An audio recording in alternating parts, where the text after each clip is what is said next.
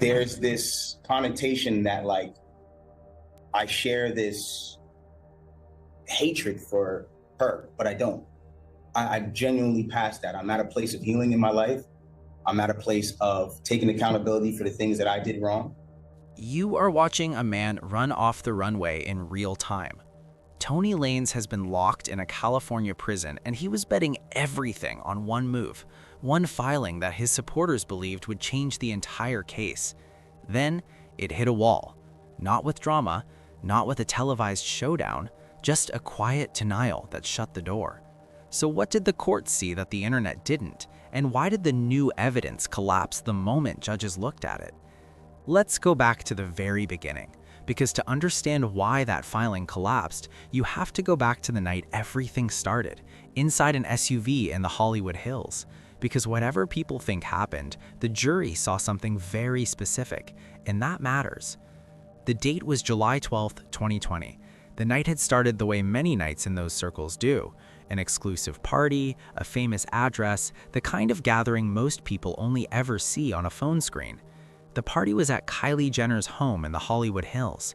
Several people with several futures all in one place. But sometime after midnight, something shifted inside an SUV carrying Tory Lanez, Megan Thee Stallion, and her then friend Kelsey Harris. An argument broke out, and by the time that vehicle stopped and the doors opened onto the Los Angeles pavement, Megan Thee Stallion, at that moment one of the most dominant forces in all of hip-hop, was bleeding from both feet. 2 weeks later, she got on Instagram Live. I was shot in both of my feet, and I had to get surgery to get the taken out, get the bullets taken out.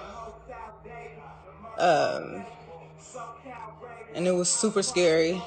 180,000 people were watching that live stream in real time, and what she said in that moment, raw, unscripted, tearful, is what started the chain of events that would end 5.5 years later with a California Supreme Court denial. Let's talk about what she said next, because this line matters legally. I didn't put my hands on nobody. I didn't deserve to get shot. I didn't do shit. She did not name the shooter in that live, but she made one thing absolutely clear. She was not the aggressor, and the person who fired was someone in that vehicle with her.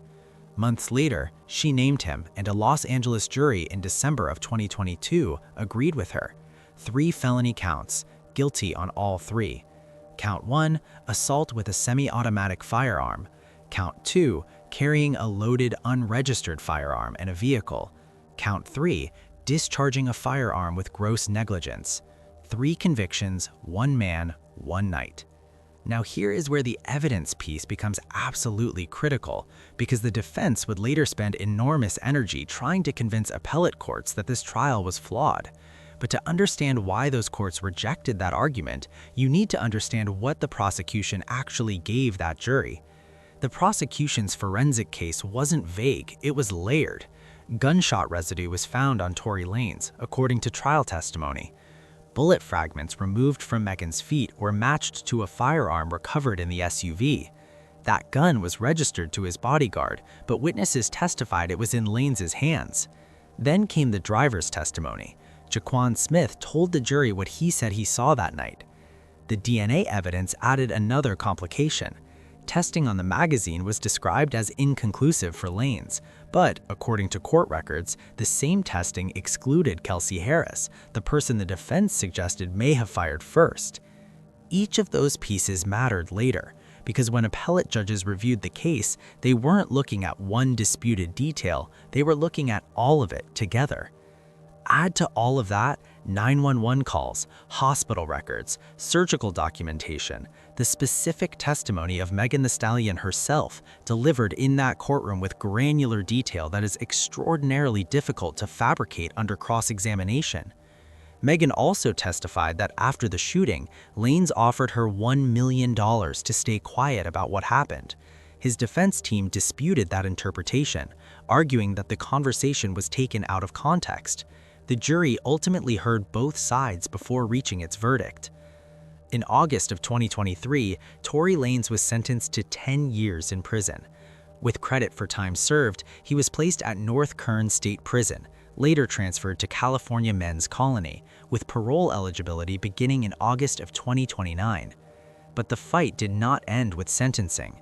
His legal team immediately began building the appeal strategy that would eventually reach the highest court in California. Here is the thing that gets lost in every comment section every time this story gets posted. The courts that reviewed Tory Lanez's conviction were not ignoring his arguments. They were not skipping over them. They read every word his legal team put in front of them, and they found every single time that those arguments were not sufficient to undo a verdict that was sitting on top of a mountain of evidence. Let us go through what his team actually argued, because the substance of those arguments matters, and understanding why they failed is exactly what most coverage is not telling you. The first avenue was trial-level errors. The defense pointed to decisions the trial judge made that they argued were improper. One of those arguments was about Instagram direct messages that were admitted into evidence, messages the defense felt should have been excluded. Another was about specific jury instructions, the technical language the judge used to explain the law to the 12 people who would decide Lanez's fate. And here's something most people miss. The appellate court actually agreed there was a mistake in one of the jury instructions. But that didn't end the case. On appeal, the question isn't just whether a judge made an error, it's whether that error changed the outcome. In legal terms, that's called harmless error. The judges reviewed everything the jury heard, the forensic evidence, the testimony, the DNA findings, and concluded that the verdict would have been the same either way. And once an appellate court says that, overturning the conviction becomes extremely difficult.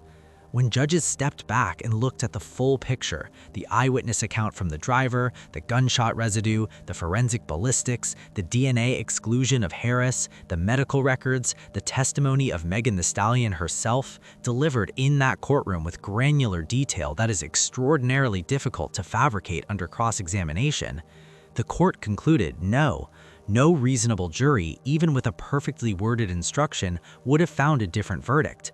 The 46-page appellate opinion walked through this in specific documented detail. The defense also raised prosecutorial misconduct. They pointed to moments during the trial when the prosecution allegedly made comments that indirectly called attention to Lanez's decision not to testify. In American law, a defendant has an absolute right to remain silent, and prosecutors are not supposed to turn that silence into evidence of guilt.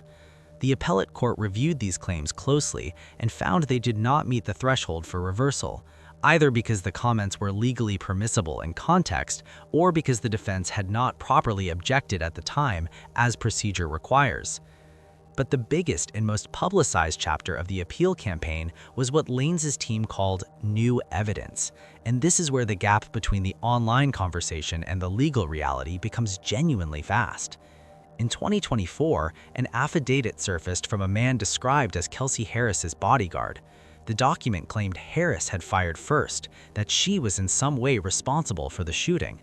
To Lanez's supporters online, this looked like the breakthrough the entire case had been waiting for. Social media lit up. The word exonerated started appearing in posts before anyone had read the actual legal filing. The court that reviewed this affidavit as part of a habeas corpus petition in August of 2025 rejected it on two grounds. First, it was untimely, meaning it was presented outside the procedural window for introducing new evidence. And second, and this is the part that matters more, the court found the claims themselves were not credible. This was not a paperwork problem. The substance of the allegations did not hold up to scrutiny. DNA retesting claims were similarly dismissed because there was no actual proof that retesting would produce different results. What the defense was presenting was not hard new evidence. It was a theory about what evidence might show if it existed and were tested in a particular way. Courts do not overturn verdicts based on hypothetical possibilities. There was also the matter of a jail call. A recording surfaced of Tory Lanez speaking to Megan, and in it, he could be heard apologizing.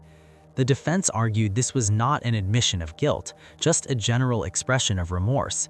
That interpretation is legally arguable, but the call existed alongside everything else, and it painted a picture that was difficult to read as the behavior of someone entirely uninvolved.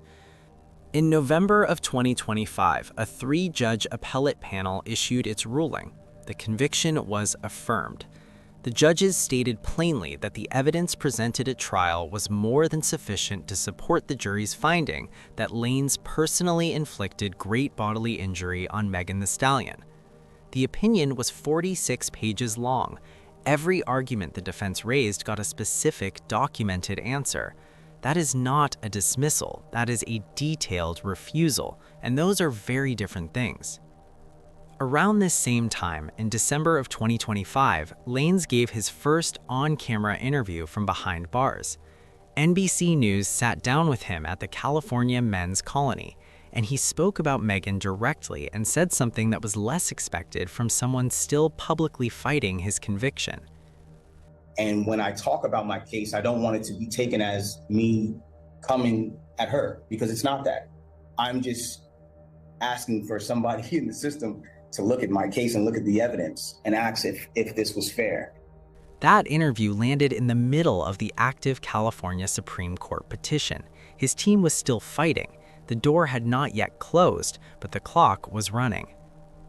February 25, 2026, the California Supreme Court published its decision.